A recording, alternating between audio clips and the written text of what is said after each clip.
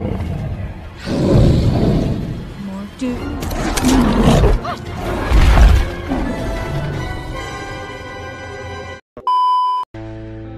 guys, kembali lagi bersama gua di Film Santai. So, seperti biasa, kali ini gue bakal ngebahas sebuah alur cerita film yang berjudul Brave. Film yang termasuk dalam keluarga Disney ini merupakan film keluaran tahun 2012 yang menceritakan tentang berubahnya seorang ratu menjadi seekor beruang diakibatkan perselisihan antara dirinya dengan putrinya sendiri yang membuatnya menjadi seperti itu. Yaudah lur, gak usah berlama-lama lagi, langsung saja kita sikat videonya. Tapi sebelum itu jangan lupa like, subscribe, dan aktifkan loncengnya, oke? Mari kita gaskan.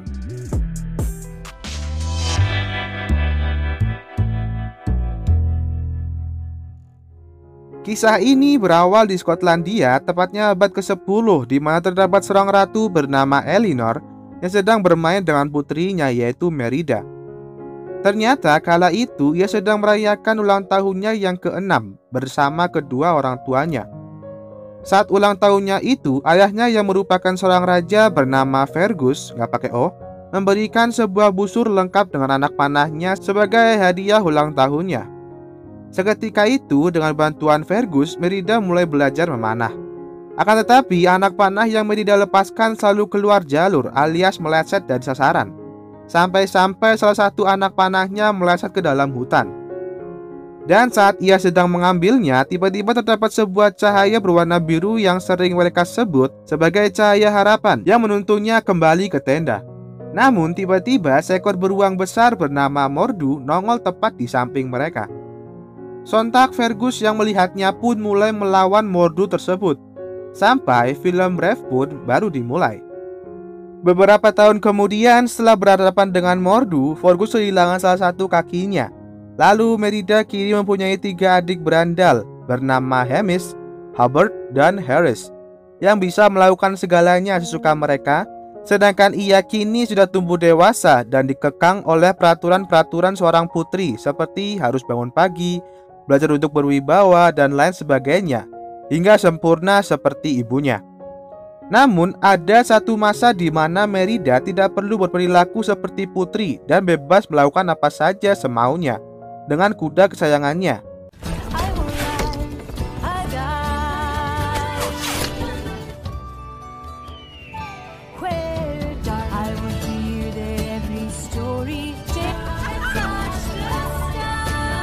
Hingga ketika Merida pulang dan berkumpul dengan keluarganya di meja makan, ia menceritakan semua petualangannya tadi kepada Elinor. Akan tetapi ia tidak mendengarkan semua cerita anaknya itu, sebab Elinor mendapatkan surat balasan dari kerajaan atau klan lain soal ajuan pelamaran dari anak laki-laki mereka yang akan melamar Merida. Ketika mendengar hal tersebut, sontak Merida protes dengan keputusan ibunya yang hanya sepihak saja dan tidak memberitahunya terlebih dahulu. Lalu dengan perasaan marah, ia menolak keputusan Elinor dan pergi ke kamarnya.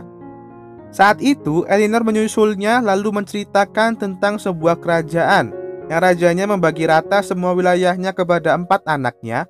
Namun anak tertua dari 4 bersaudara itu ingin menguasai kerajaannya sendiri. Sampai akhirnya kerajaan itu pun hancur dan Elinor pergi begitu saja.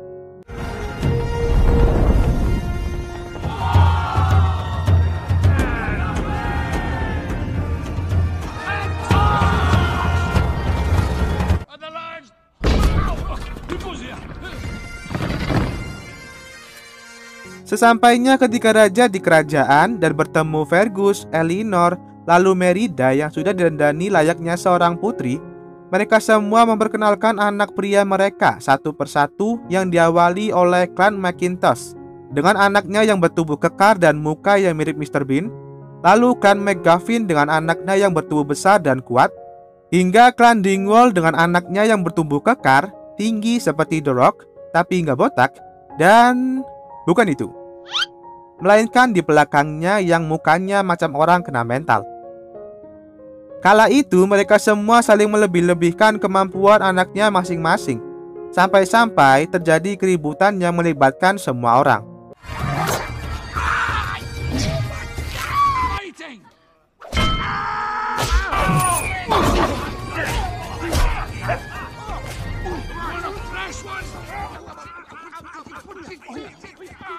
Lalu Merida mengajukan tantangan kepada mereka yang dimana kalau bisa melewatinya, maka siapapun di antara mereka bisa menjadi suaminya. Tantangannya itu adalah memanah.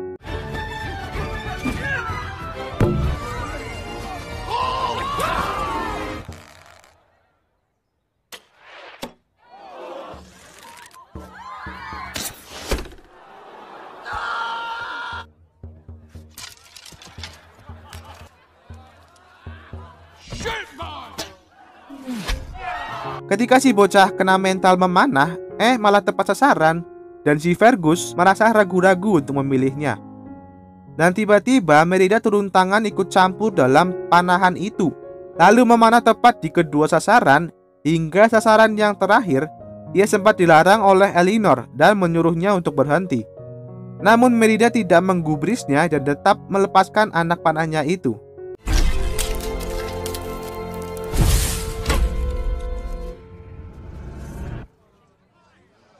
Sampai-sampai Elinor marah kepada Merida sebab ia telah mempermalukan dirinya dan juga kerajaan. Namun di situ Merida tidak diam saja. Ia melawan perkataan ibunya dengan cara kasar, hingga merobek tenunan ibunya dengan pedang yang ia pegang. Disitulah kemarahan Elinor memuncak, lalu mengambil busur milik Merida dan dibuanglah busur itu ke perapian. Hal itu membuat Merida sedih, lalu pergi keluar kerajaan sampai ia berhenti di sebuah jajaran batu yang melingkar. Kala itu Merida melihat cahaya harapan yang pernah ia lihat waktu kecil, dan seketika ia mengikuti cahaya tersebut yang menuntunnya ke rumah tua di tengah hutan dan bertemu seorang nenek tua yang mengaku sebagai pengukir. Akan tetapi ia tak langsung percaya dengan nenek tua itu, karena ia sempat melihat sapu milik nenek itu bergerak sendiri. Alhasil nenek tua itu mengakui dirinya bahwa ia adalah penyihir, lalu menyuruh Merida untuk pergi.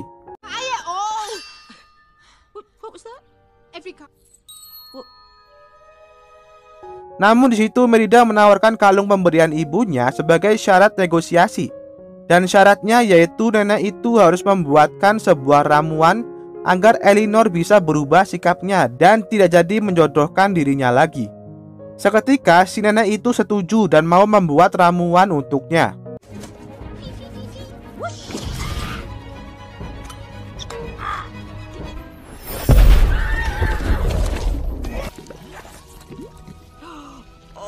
Ketika itu ramuannya berbentuk kue, dan ketika ia keluar dari rumah tersebut, tiba-tiba rumah itu hilang dan ia berada di lingkaran batu saat ia jatuh tadi. Dan saat ia sampai di kerajaan, Merida langsung menata kue itu dengan rapi. Lalu tiba-tiba Elinor datang mendekatinya dan khawatir karena melihat Merida sempat kabur tadi. Kemudian Merida menawarkan kue tersebut dan dimakanlah kue itu oleh Elinor. Dengan cepat, efek ramuan itu bekerja dan membuat Elinor mual-mual dan pusing. Lalu dibawalah ia ke kamar oleh Merida. What was in that cake?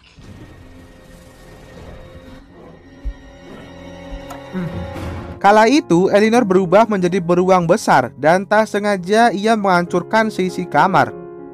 Di saat itu, Merida keceplosan menyalahkan penyihir itu yang salah ramuan. Mendengarnya pun Elinor langsung marah. Sampai-sampai suaranya terdengar oleh semua orang, termasuk Fergus. Dan dengan khawatir, Fergus pun langsung mengeceknya sedangkan Elinor dan Merida kabur menghindari mereka.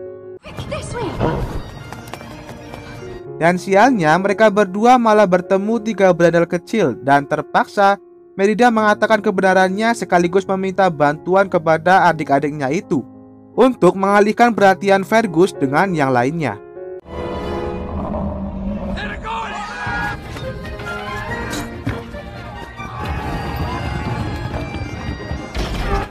Was carried away by a giant.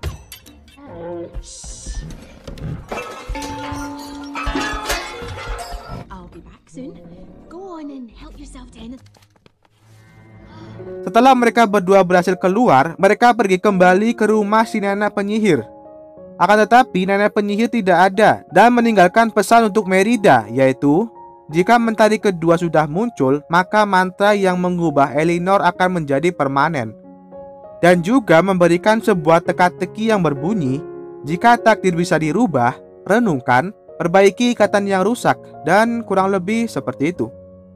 Mendengar itu pun, mereka berdua hanya bisa pasrah, dan karena hari sudah gelap, mereka pun tidur di tempat yang seadanya.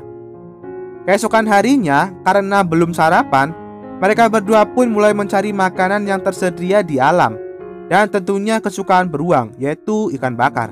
Jadi lapar gue ya.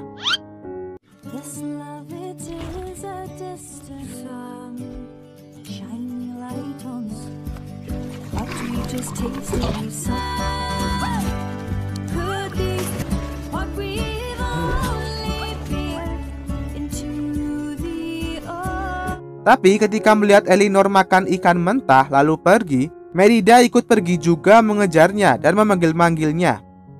Namun ketika berbalik badan, Elinor mulai menggeram-geram seperti beruang asli dan akan menerkam Merida. Untung saja kesadaran Elinor kembali muncul dan tidak jadi menerkam Merida. Lalu tiba-tiba cahaya harapan muncul dan mereka berdua mengikutinya lagi, yang berakhir di sebuah reruntuhan kuno seperti sebuah kerajaan yang sudah hancur berabad-abad lamanya. Kala itu Merida menelusuri reruntuhan tersebut sampai-sampai ia menginjak tempat yang rapuh dan jatuh ke dalamnya. Dan ternyata ia terperosok ke sebuah ruangan raja karena ada singgasana raja di sana. Lalu ia melihat sebuah batu yang berukuran 4 manusia, seperti cerita Elinor di awal scene tadi, yang berartikan 4 saudara. Dan batu saudara tertua terpisah seperti terpisahnya kain tenunan milik ibunya. Dan ketika itulah ia bisa mengartikan teka-teki dari penyihir, yaitu kain tenunnya harus diperbaiki agar dapat merubah takdir Elinor. Lalu di situ ia sadar juga bahwa si saudara tertua bukan menghilang, melainkan sudah berubah menjadi seekor beruang. Lalu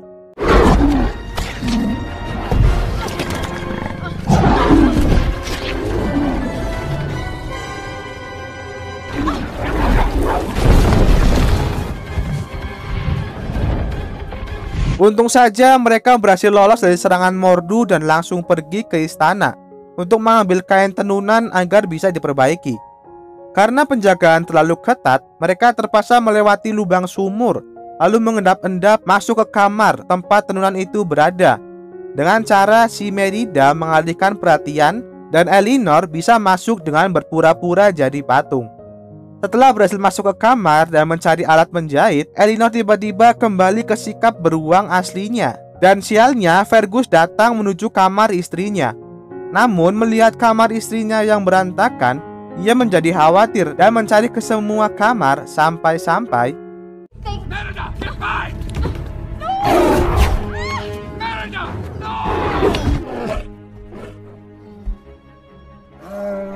It's all right.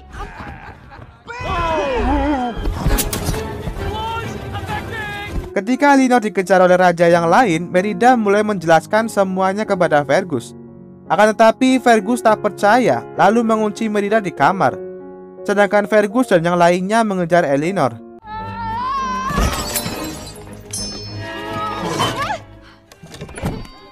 Di sini kalian pasti bertanya-tanya, kenapa ngelewat jendela, ya kan?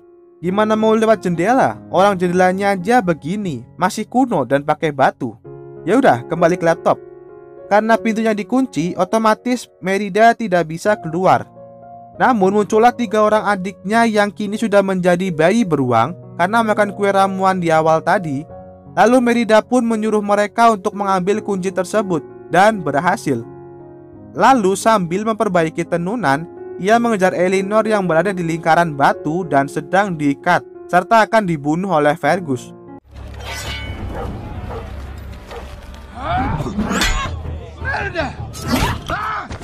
I'll not let you kill. Untungnya Merida datang tepat waktu untuk menghentikan ayahnya itu.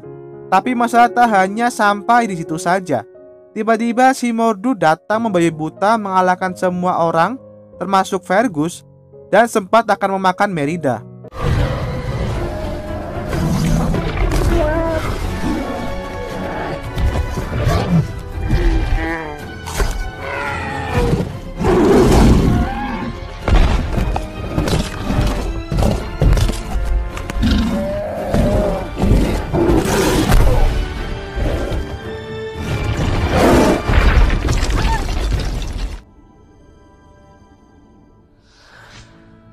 Akhirnya, Mordu tewas tertimpa batu besar yang bersamaan dengan terbitnya matahari. Kala itu Merida menyelimuti Elinor dengan kain tenunnya. Namun itu sudah terlambat, sebab perlahan-lahan Elinor menjadi beruang sesungguhnya. Melihat itu, Merida bertanya-tanya kenapa itu tidak berhasil, lalu memeluk erat Elinor sambil menangis meminta maaf kepadanya. I just want you back. You've always been there for me. I love you.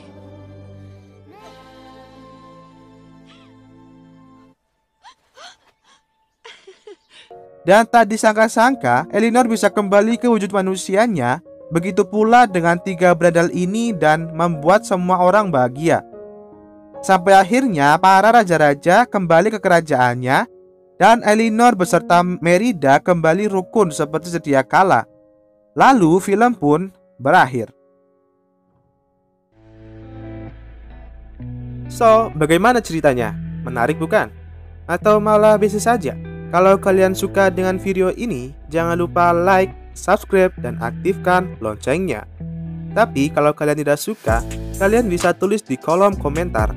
Dan itu sangat membantu saya agar dapat membuat video yang lebih bagus lagi ke depannya. Sekali lagi terima kasih and see you next time. Nantikan video saya berikutnya. Bye-bye.